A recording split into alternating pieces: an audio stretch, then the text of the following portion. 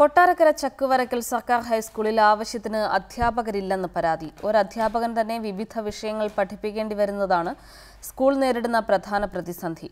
പ്രശ്നം പരിഹരിക്കാൻ അധ്യാപകരെ വാടകയ്ക്കെടുക്കുക ഇവിടെ പതിവാണെന്നും റിപ്പോർട്ടുണ്ട്.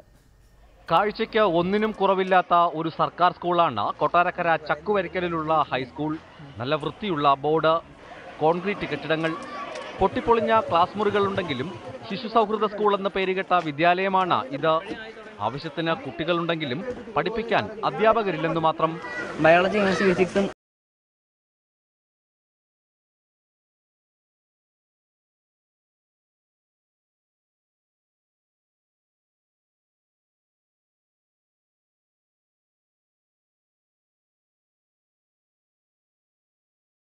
മാത്സിന്റെ ടീച്ചർ തന്നെയാണ് ഇംഗ്ലീഷും പഠിപ്പിക്കുന്നത്.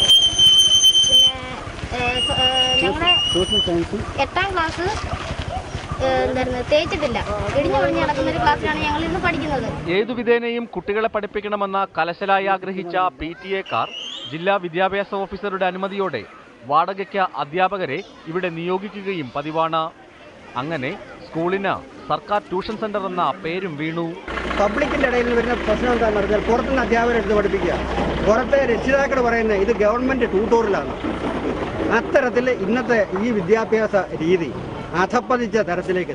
സ്കൂളിന്റെ അടിസ്ഥാന സൗകര്യ വികസനത്തിനു വേണ്ടി സ്ഥലം MLA KB ഗണേഷ് കുമാർ ആവശ്യത്തിനെല്ലാം ചെയ്യുന്നുണ്ടെങ്കിലും രാഷ്ട്രീയ പടലപ്പിണക്കം കൊണ്ട് വിദ്യാഭ്യാസ വകുപ്പ് ഇവിടെ അധ്യാപകരെ നിയമിക്കുന്നില്ലെന്നാണ് കുട്ടികളുടെയും രക്ഷകർത്താക്കളുടെയും പരാതി.